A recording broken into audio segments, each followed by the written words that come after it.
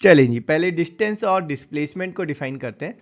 Let's say आप एक journey कर रहे हैं from point A to point B and you are doing this journey via this road which is connecting this point A and B.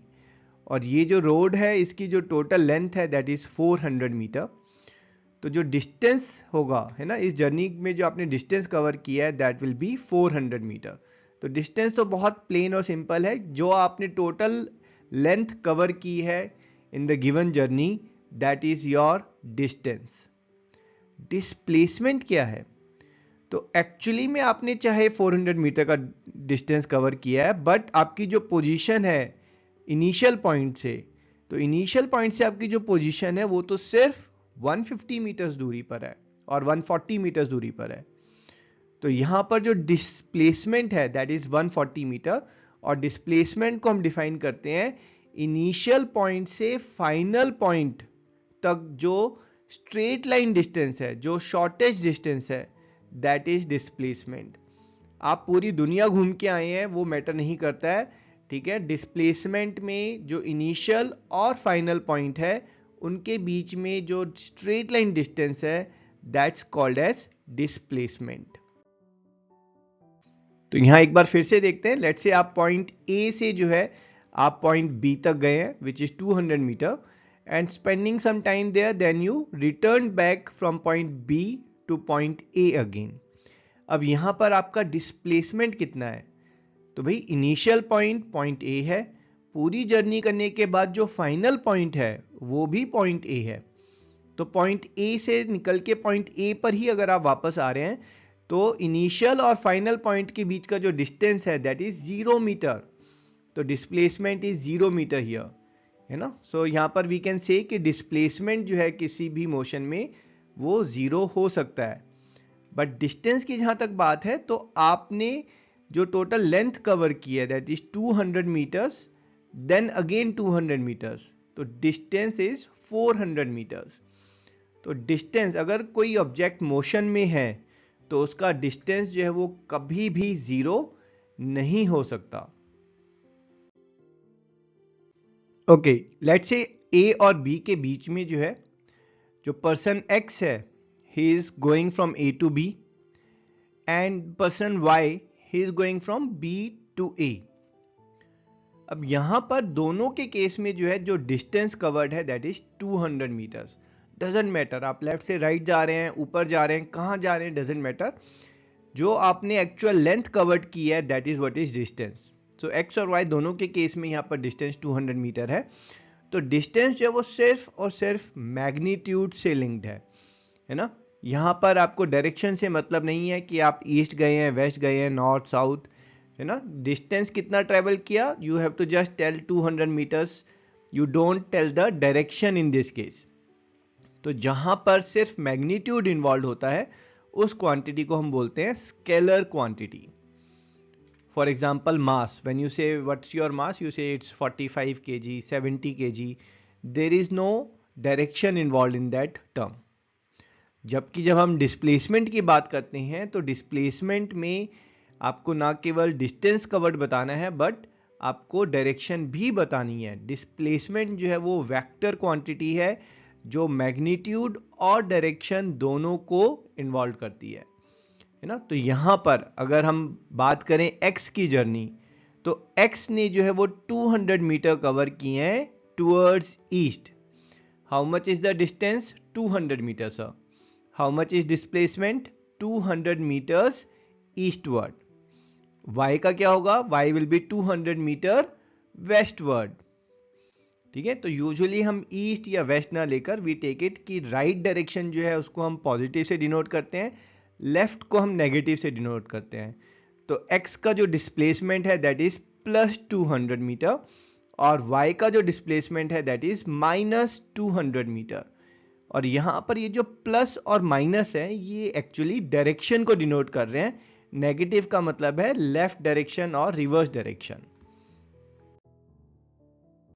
चलिए इसी चीज को एक बार फिर से देखते हैं। लेट्स से आप जर्नी कर रहे हैं from point A till point B, उसके बाद आप रिटर्न जर्नी कर रहे हैं, बी से आप वापस आ रहे हैं, बट इस बार आप ए पे ना रुककर आप थोड़ा और आगे चले गए हैं। Let's say you have moved ahead by 50 meters. तो how much is the distance covered? तो भाई डिस्टेंस तो टोटल पाथ लेंथ है, आप यहाँ से पहले यहाँ गए 200, फिर रिटर्न में आप आए 250, so total distance is 450 metre. तो डिस्टेंस जो है वो एक इंक्रीजिंग क्वांटिटी है ना. Over the period of time distance या तो कांस्टेंट रहेगा या इंक्रीज करता रहेगा, डिक्रीज नहीं कर सकता है. तो डिस्टेंस जो है वो कभी भी नेगेटिव में नहीं हो सकता है. जबकि आप अगर डिस्प्लेसमेंट की बात करें तो डिस्प्लेसमेंट तो इनिशियल और फाइनल पॉइंट के बीच का डिस्टेंस है. इनिशियल पॉइंट ये है, फाइनल पॉइंट ये है. तो ये जो बैकवर्ड आप जा रहे हैं, लेफ्ट में जो जा रहे हैं, उसको डिनोट करने के लिए विल टेक इट कि जो आपका डिस्प्लेसमेंट है वो -50 मीटर है.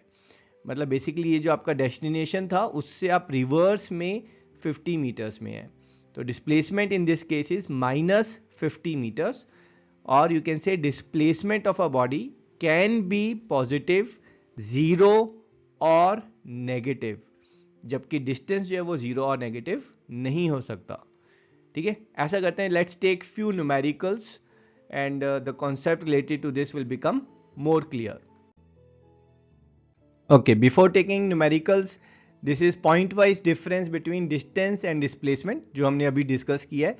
ये काफ़ी इंपॉर्टेंट क्वेश्चन है, सो आई विल एडवाइज आपके पास जो भी इंपॉर्टेंट क्वेश्चंस का फोल्डर है उसमें आप इसका स्क्रीनशॉट सेव कर लें. चलिए जी, फर्स्ट क्वेश्चन डिस्कस करते हैं. Here a person is travelling. First is 8 kilometer north, that is 8 kilometer north, and then 6 kilometer east, 6 kilometer east, and we have to find distance and displacement. तो यहाँ पर हम assume कर रहे हैं कि हमारा जो initial starting point है that's point A and final point of the journey is point B. Distance बहुत clear और simple है, that is total path length which you have followed. तो यहाँ पर जो total path length followed है that is 8 kilometer plus 6 kilometer और 14 kilometer, and that's the distance traveled. How about displacement? तो displacement होता है हमारा that is the straight line distance between initial point and final point. तो initial point A है, final point B है, तो इनको join करते हुए जो straight line है इसकी जो length है that is denoting the displacement. तो यहाँ पर जो है अगर आप देखेंगे ये राइट एंगल ट्राइंगल है, हम पाइथागोरस थ्योरम लगाएंगे. तो जो AB की लेंथ है that will be square root of 8 square plus 6 square. So this is basically square root of 64 plus 36 square root 100 which is nothing but your 10 kilometres. तो यहाँ पर जो डिस्प्लेसमेंट है दैट इज 10 किलोमीटर्स. बट हमने अभी बात की थी कि डिस्प्लेसमेंट में हम डायरेक्शन की भी बात करते हैं. तो यहाँ पर जो डायरेक्शन है देखो वो एग्जैक्ट नॉर्थ ईस्ट नहीं है, मतलब ना ऐसा नहीं है कि आप एग्जैक्ट नॉर्थ ईस्ट में मूव कर रहे हैं. तो यहाँ पर जो डायरेक्शन है वो स्पेसिफाई कैसे होगी, ये वाला जो एंगल निकाल कर. ठीक है, अब ये एंगल जो है इसको निकालने के लिए हमें यूज़ करना होगा ट्रिग्नोमेट्री जो कि क्लास 10th के सिलेबस में है.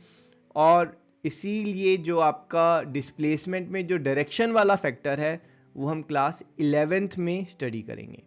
तो यहाँ पर नेक्स्ट टाइम हम खाली डिस्प्लेसमेंट नहीं लिखेंगे, it will be find the magnitude of displacement, है ना. खाली डिस्प्लेसमेंट में आपको डायरेक्शन और मैग्नीट्यूड दोनों ही निकालने होते हैं.